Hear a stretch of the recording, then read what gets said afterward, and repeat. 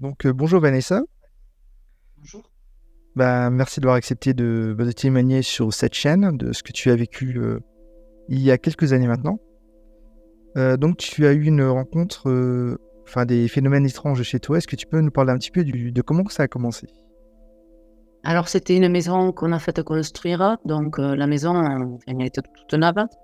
Mhm. Ça a commencé, je me réveillais en pleine nuit, j'avais l'impression que quelqu'un me parlait dans l'oreille et je me réveillais.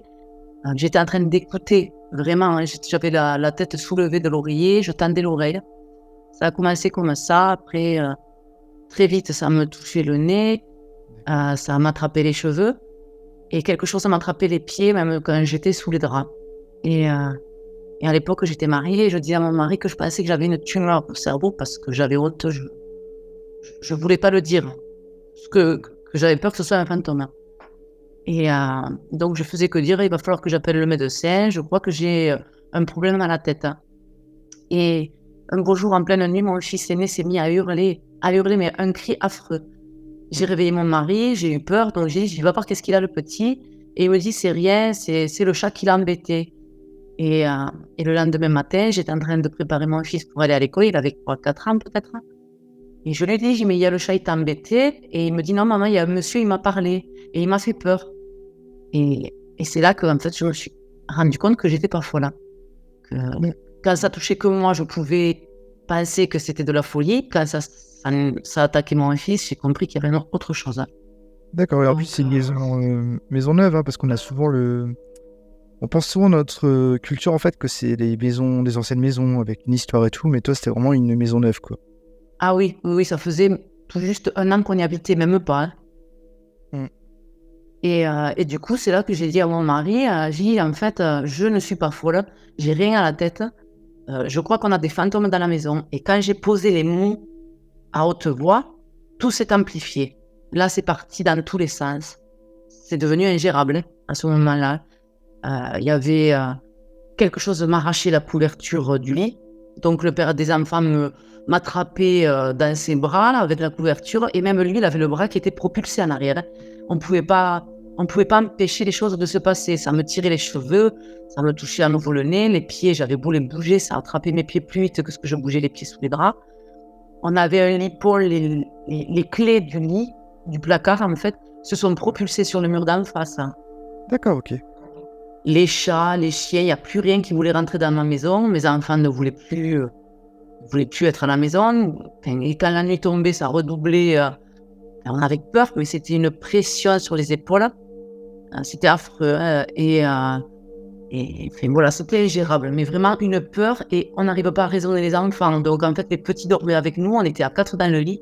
J'avais que mes 2 fils encore à l'époque et j'avais pas encore ma fille, et en fait, on prenait nos fils dormir avec nous.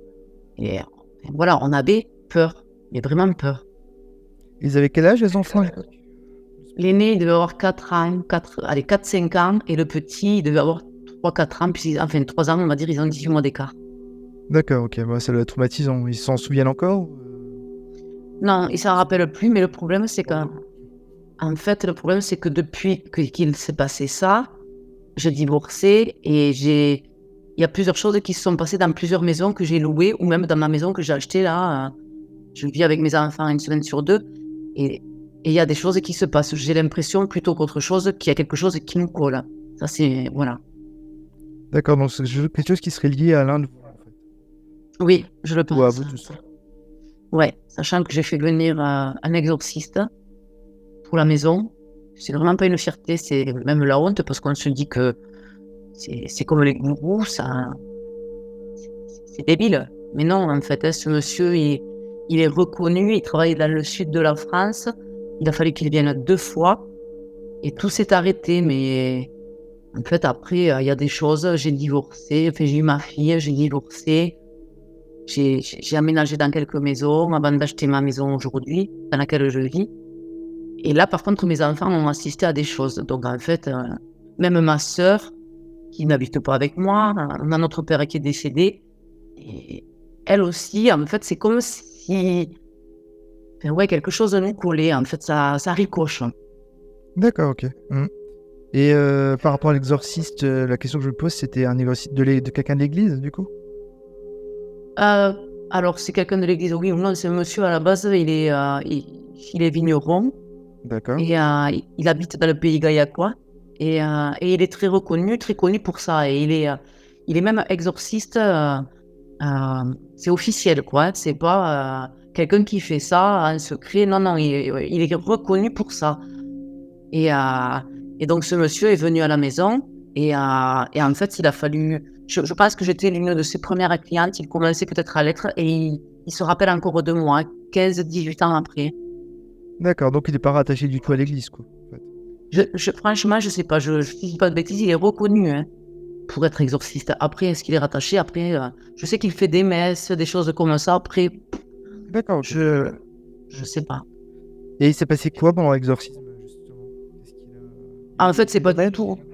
c'est pas du tout comme ce qu'on voit à la télé, hein. Il a pas exorcisé les personnes, hein, il a exorcisé les lieux, hein. Oui. Donc, il est arrivé avec un pendule, tout simplement. Il s'est mis, au centre de la maison, il a commencé à tourner dans les pièces et au début, le pendule, il ne bougeait pas et je m'étais dit: «Génial», je l'ai fait venir et il va me dire qu'il y a rien et que c'est dans ma tête, hein. Et puis d'un coup, on était en train de parler, il tenait le pendule et d'un coup, le pendule s'est mis à balancer et à taper contre le mur qu'il avait à sa droite et en fait, d'un coup, c'est comme si tout était ressorti et là, en fait, il m'a dit: «Mais il y en a plein» et il se cache, mais il y en a plein, il y en a plein et il a passé une journée complète à la maison le premier jour et heu et il savait pas grand-chose sur tout ce que j'avais vécu parce que je ne voulais pas trop lui en dire. Je voulais voir si c'était un charlatan et c'est lui, il m'a dit: «Vous avez un petit garçon, il y a une dame qui est très méchante, il y a une dame qui pleure dans le salon, il y a» et tout ce qu'il me disait, je le savais en partie puisque je savais très bien qui c'est qui me parlait dans l'oreille, si c'était gentil, méchant, si c'était vieux, jeune et je l'ai laissé faire sans trop parler et en fait, il m'a prouvé il était vraiment bien. D'accord, et pour lui, c'était quoi exactement? En fait, il m'a expliqué que c'est moi qui avais cassé les pieds à mon mari à l'époque pour acheter ce terrain. Voilà. Je sais pas pourquoi, ce terrain, il me plaisait, voilà. On a construit dessus et j'avais eu un coup de cœur et il m'a expliqué que on a des bois derrière la maison et en fait, il me dit: «Derrière les bois, il y a une maison de maître», il me dit: «Et dans une ancienne vie, votre mari qui était chasseur a pris votre fils et il l'a battu et il l'a laissé mourir et vous êtes morte de chagrin et c'est votre enfant qui vous appelle». Et je lui dis: «Ben non, derrière dans la forêt, derrière, il y a pas de maison de maître». Mmh. Et en fait, il m'a dit ça, il me dit: «Si, si, je vous assure, vous aviez quelque chose à régler avec cet environnement». Et en fait, quand il est revenu la seconde fois, il m'a expliqué ce petit garçon. Il m'a tout dit et je pense même qu'il s'appelle Édouard, je sais pas pourquoi, mais je le pense. Et en fait, 2-3 mois après qu'il soit venu, c'était la première fois qu'on voyait ça, les feuilles sont tombées dans la forêt et c'est là qu'on a découvert que oui, il y avait bien une maison de maître derrière chez nous et on l'avait jamais vue cette maison de maître. OK, ouais. Ah ouais, OK. C'est bizarre cette histoire. C'était comme s'il y avait quelque chose à régler, une mission de vie peut-être à régler, je sais pas si on peut dire ça, mais comme si il fallait que je clôt une histoire, ou que j'aide cet enfant qui était mort, qui m'appelait quoi, voilà. Mmh, et donc depuis que tu as déménagé, tu as encore des choses, tu as l'impression d'être Régulièrement. Je je pense que c'est comme si enfin, comme s'il y avait quelque chose qui me protégeait aussi, puisque quand j'ai rencontré des partenaires qui étaient pas forcément gentils ou pas corrects avec moi, c'est là que ça redoublait de violence. Mais pas envers moi, c'était plutôt envers mes partenaires. Il y en a même un jour, il a dévalé les escaliers, il s'est cassé la figure, il s'est cassé 3 côtes, quoi. Et là, j'ai compris, j'ai dit: «Bon, en fait, il faut que tu le quittes parce qu'il est malsain». Je m'en doutais, je le savais, mais j'arrivais pas à le quitter, cet homme-là. Et quand je l'ai quitté, après qu'il soit guéri de ses côtes cassées, ma vie, elle est redevenue calme. Voilà, c'est des choses bizarres, mais ça me colle maintenant. donc en même temps, c'est quelque chose qui faisait du mal, mais qui protège, hein, en fait. C'est ça qui est assez paradoxal, quoi. C'est que Ce qu'il y avait dans ma maison quand j'étais mariée, ça, c'était très méchant. ouais. Certaines entités étaient méchantes et comme s'il fallait que je m'en aille, hein, de cette maison, c'est simple, hein. Et et après que l'exorciste soit venu, tout s'est calmé. Depuis que j'ai divorcé, il y a quelque chose qui me protège ou et je sais pas, là, dans la maison dans laquelle j'habite, mes enfants, ils ont vu une dame, une petite fille. Moi, la petite fille, je l'ai déjà vue dans la maison et depuis, voilà, je l'ai plus jamais revu et ils sont pas méchants, quoi. Mm. Donc, ce qui est intéressant, c'est qu'il y a d'autres témoins que la famille, en fait. Ah oui, il y a même ma sœur. Notre père est décédé il y a bientôt 7 ans. Et quand mon père est décédé, moi, du coup, je crois aux fantômes maintenant. Et en fait, quand mon père est décédé, un mois après, j'ai trouvé une rose séchée en bas de mes escaliers. Et je l'ai dit à ma sœur, je crois que papa, il m'a fait un signe. Et ma sœur, elle me disait, oui, moi, il m'a pas fait de signe, ça veut dire qu'il m'aime pas. Mais voilà, elle était malheureuse. Et quelque temps après, en fait, il s'est trouvé qu'elle, à son tour, sur un meuble de son salon, il y avait une rose qu'elle avait fait sécher il y avait des années. Elle s'était déplacée, elle était allée ailleurs. Et elle l'attendait, quoi. Elle était posée délicatement sur un meuble pour pas qu'elle la rate, quoi. Et personne ne l'avait touchée, cette rosette, chez ma sœur. Mais même elle a eu un signe avec une rose. Donc, oui, il y a plusieurs personnes qui peuvent témoigner qu'il y a des choses qu'ils ont vues, qui se sont passées. Ouais, donc ça peut pas être un courant d'air Non, qui aurait porté non. la rose. Okay. Non, même si elle est séchée, la rose, pour la déplacer, pour un sacré courant d'air. C'est clair. Donc, alors, au niveau des phénomènes, donc, il y a eu des choses qui se sont un petit peu déplacées, comme tu disais, les clés.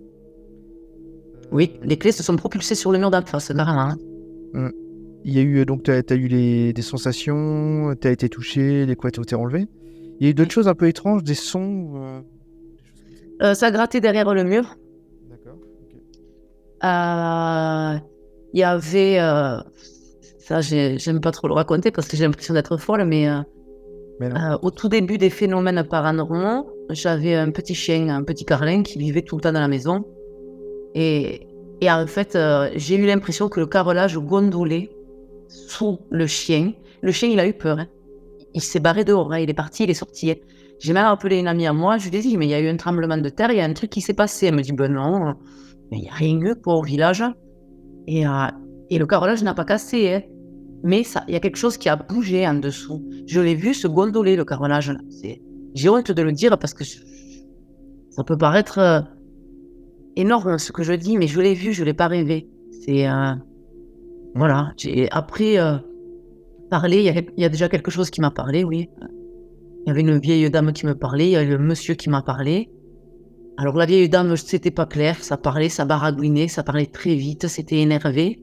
Mais il y a eu un monsieur qui m'a dit, allez, je m'en vais, ciao, un truc comme ça m'avait dit. Et voilà, après sinon, non, il y a eu des choses qui se sont déplacées, il y a eu les plaintes de ma cuisine, des meubles de ma cuisine qui ont été arrachés, balancés sous la table de ma cuisine, en une nuit. Okay. Les chaises qui ont été renversées, couchées sous ma table de la cuisine aussi. Ouais. Et du coup, tu n'avais jamais laissé de caméra ou de choses comme ça du tout? Okay. Non, parce que ça me fait peur et j'aurais peur en plus de voir. Ah, de regarder, oui, je comprends. Du coup. Vraiment, parce que c'est quelque chose, quand ça se passe, ça fait peur et on essaye d'oublier, mais on a peur. Et ça met du temps avant qu'on recommence à vivre normalement, mais vraiment. Et du coup, ma dernière question, c'est est-ce que tu étais, avant d'avoir vécu ça, tu étais plutôt sceptique ou tu y croyais vraiment ou c'est ces phénomènes qui t'ont fait croire du coup? Non, j'ai toujours cru. D'accord. Depuis toute petite, voilà, avec mes parents, on vivait dans une maison et petite, j'avais des angoisses pas possibles, voilà.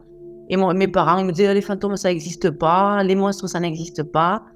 Et en grandissant, on finit par se dire, ça n'existe pas, c'est rien du tout. On grandit en oubliant tout ça, jusqu'à ce que ça nous reprenne. Et que ça nous, voilà. Et là, c'est quand on a 20, 25 ans, quand ça se produit, on se dit, au début, on se dit qu'on est fou, qu'on a une tumeur. Puis au bout d'un moment, c'est inévitable. Quand ça atteint et que ça touche plusieurs personnes, on se dit non, sûrement que ça existe. Ah oui, mais même c'est sûr. Mais du coup, en fait, je me dis, la tumeur, ça te rassurait plus que le fait qu'il y ait une entité? C'est même pas que ça me rassurait, je veux chercher des excuses. D'accord. Pour ne pas voir la vie. Déjà, rien que d'oser poser le mot en se disant j'ai des fantômes dans la maison, c'est dur, je trouve, de le dire. C'est un peu une honte. Bon, en tout cas, c'était vraiment courageux ce témoignage. Donc, ça fait vraiment plaisir de le partager. Et ça permettra à des gens aussi d'oser se lancer. Et puis, je pense que ça peut libérer aussi d'en parler, quoi, tout simplement. Après, il y a de plus en plus d'émissions sur le paranormal.